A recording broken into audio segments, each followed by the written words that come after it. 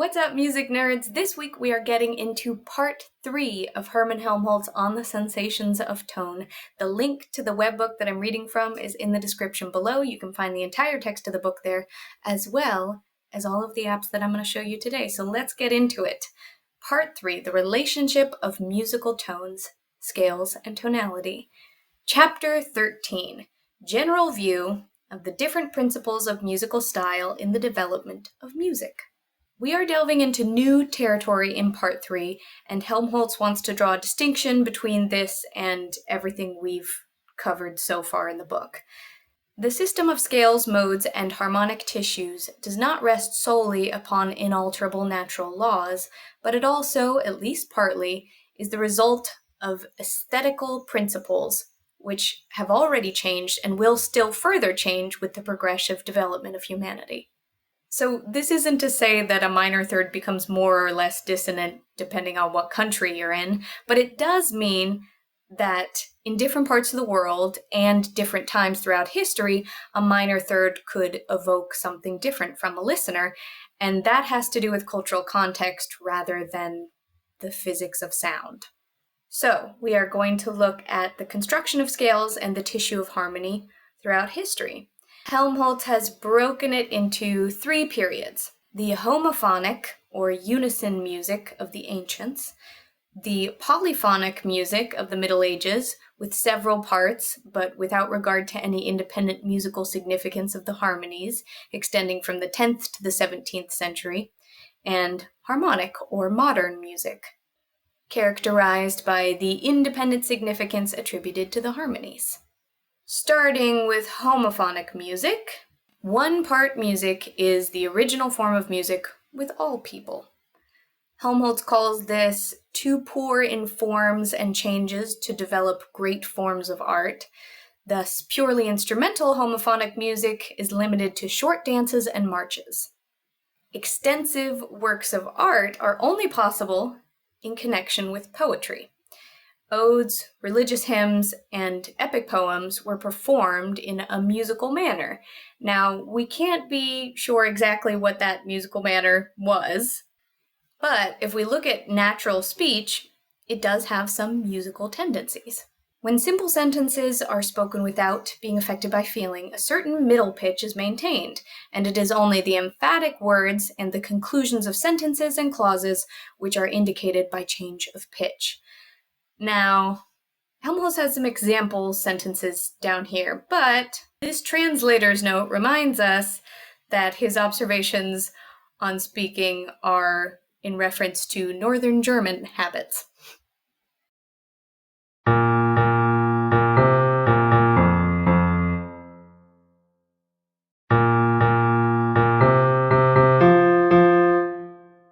I have been walking this morning.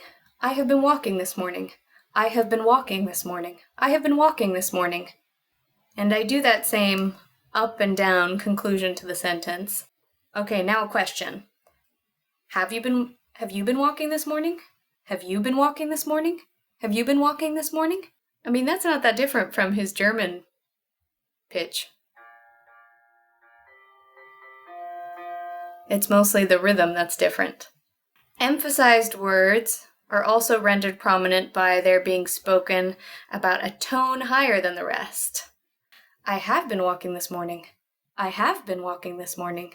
So everyone speaks differently, but there are some commonalities in cadence, obviously depending on what language you're speaking and dialect and where you're from. The Roman liturgy has certain rules of declamation.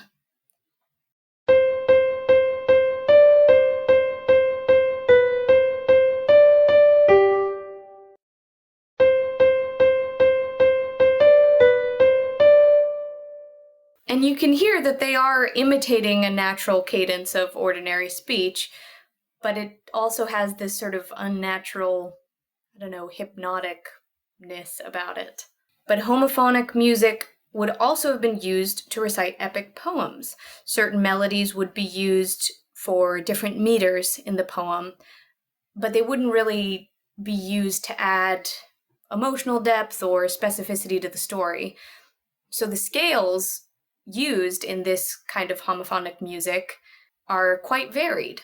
Here are the 4 authentic scales set by Ambrose of Milan for Old Christian ecclesiastical music.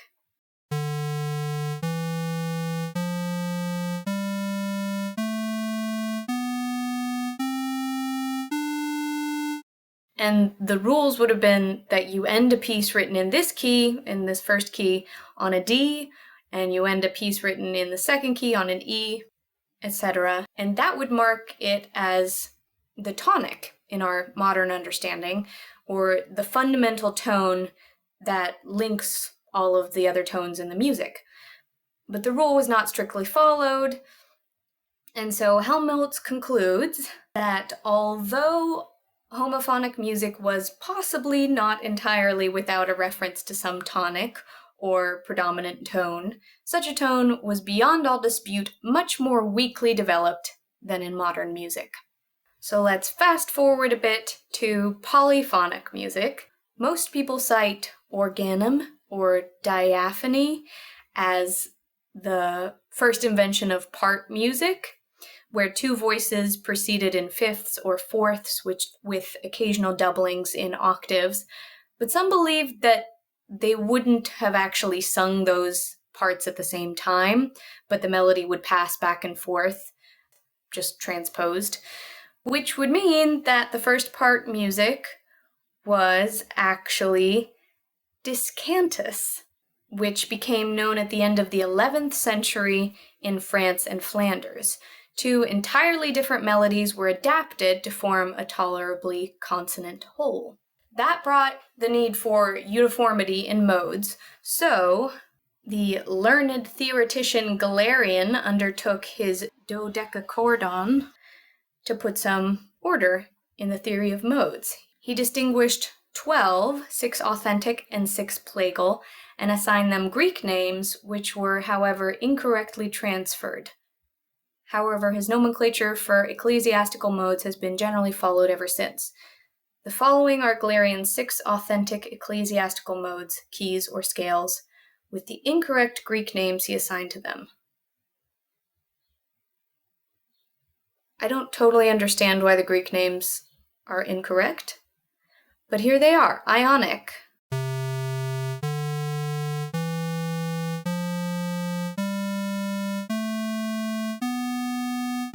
And that's our modern major key. We have Doric, Phrygian, Lydian, which would not have been used very commonly because it contains a tritone, Mixolydian, and Aeolic.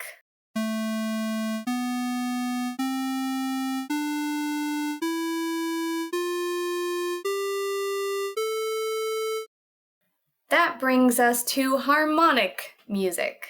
Helmholtz cites a couple of different external inducements for the transformation of music, one being that a key principle of Protestantism was that the congregation itself would undertake the singing.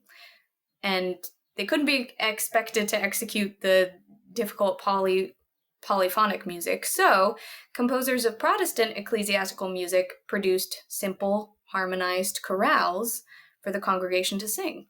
And in the Roman Church, Pope Pius IV felt that polyphonic music scattered the sense of the words and made them unintelligible, so he carried out a simplification of ecclesiastical music, which frequently resulted in consonant chords. But the most active cause for the development of harmonic music is the commencement of opera.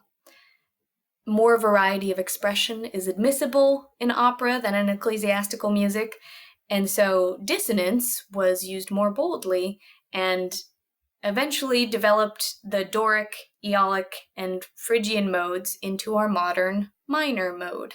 So, Helmholtz concludes, as the fundamental principle for the development of the European tonal system, we shall assume that the whole mass of tones and the connection of harmonies must stand in a close and always distinctly perceptible relationship to some arbitrary selected tonic, and that the mass of tone which forms the whole composition must be developed from this tonic, and must finally return to it.